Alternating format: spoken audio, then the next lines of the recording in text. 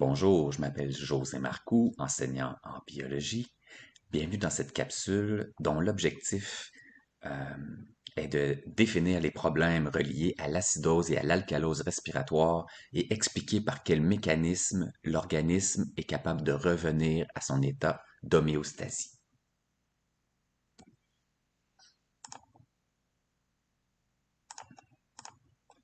D'abord, un petit rappel sur la notion de pH.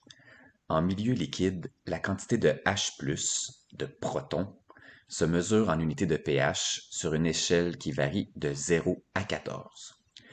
Plus la quantité de protons ou d'ions H+ est grande, plus le milieu est acide, plus la valeur sera petite, entre 0 et 7. Plus la quantité d'ions H+ est petite, alors c'est le contraire, plus la valeur de pH sera grande, entre 7 et 14. La valeur de pH 7 est entre les deux, ça correspond à la neutralité. Le pH du sang, en temps normal, est de 7,4, mais dans les faits, il oscille plutôt entre 7,35 et 7,45. Plusieurs substances ou situations peuvent avoir un impact sur le pH sanguin. C'est le cas notamment du gaz carbonique, dont la présence a un effet acidifiant.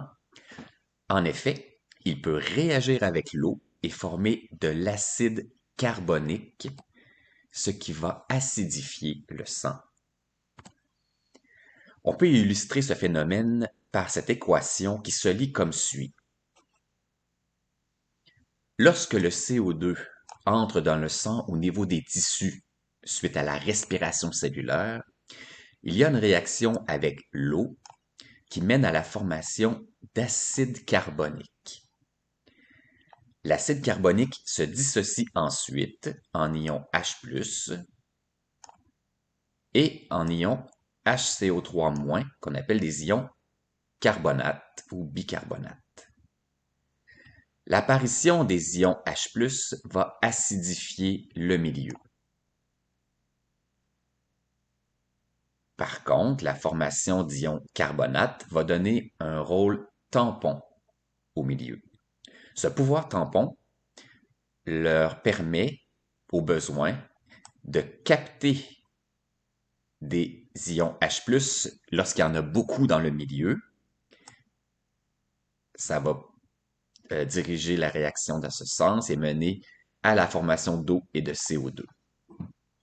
Mais le pouvoir tampon leur permet aussi de libérer à nouveau un autre proton et d'agir un peu comme un acide, donc ils peuvent acidifier le milieu lorsque la quantité de protons n'est pas suffisante. Grâce à cette molécule tampon, les variations de pH en général sont rapidement corrigées. Par contre, en cas de déséquilibre important, ça se peut que ce système tampon ne soit pas suffisant. Si la quantité de H+ dans le milieu est très importante et que le pH sanguin diminue en dessous de 7,35, on va parler d'acidose. À l'opposé, lorsque le pH sanguin monte au-dessus de 7,45, on va parler d'une situation, d'un état d'alcalose. Ces deux situations peuvent survenir pour des raisons d'origine respiratoire ou métabolique. Alors, on va parler dans le cadre de cette présentation surtout de l'acidose respiratoire et de l'alcalose d'origine respiratoire. En gros, l'acidose respiratoire est souvent associée à une insuffisance du système respiratoire ou à un dysfonctionnement qui entraîne une hausse de gaz carbonique dans le sang. À l'opposé, la cause qui mène souvent à l'alcalose respiratoire est une surstimulation du système respiratoire et de la ventilation, donc une hyperventilation, ce qui entraîne une perte exagérée de gaz carbonique dans le sang. Les causes qui peuvent mener à une acidose respiratoire sont multiples. On peut penser en premier lieu à l'obstruction des voies respiratoires lors d'un étouffement, par exemple, mais on peut aussi penser à divers traumatismes qui pourraient toucher le centre respiratoire dans le bulbe arachidien, les nerfs qui se dirigent vers les muscles respiratoires, comme le nerf phrénique, ou les muscles respiratoires directement, comme par exemple le diaphragme. On peut aussi nommer une autre cause, l'épaississement de la membrane alvéolo-capillaire ou la membrane respiratoire, ce qui va nuire euh, aux, aux échanges gazeux. Peu importe la cause, la conséquence est la même. On va avoir une hausse de gaz carbonique dans le sang et associé à cette hausse de gaz carbonique, une hausse de protons. Alors, petit rappel par rapport à la formule qu'on a vue, si le gaz carbonique présent augmente, il réagit avec l'eau et ça va donner plus d'acide carbonique qui va se dissocier, entre autres, en protons. Si la situation s'empire, le pH pourrait bien descendre en dessous de 7,35, ce qui est qualifié d'une acidose respiratoire. Dans un cas comme ça, ce sont les reins qui vont pouvoir corriger la situation, souvent étalée sur plusieurs minutes, plusieurs heures. Les reins ont le pouvoir d'éliminer les protons et les envoyer directement dans l'urine. Donc, l'urine de cet individu serait acide et ça permet de rétablir un petit peu le pH du sang. Les reins ont aussi le pouvoir d'agir sur les ions carbonates en les récupérant, en les conservant, en les retournant dans le sang plutôt que les envoyer dans l'urine. Alors, ça va pouvoir jouer le rôle de tampon. Maintenant, les causes qui peuvent mener à une alcalose respiratoire sont multiples. Il peut s'agir d'une faible pression partielle d'oxygène dans l'air qui est respiré, comme par exemple en altitude, ou parce que la personne souffre d'anémie.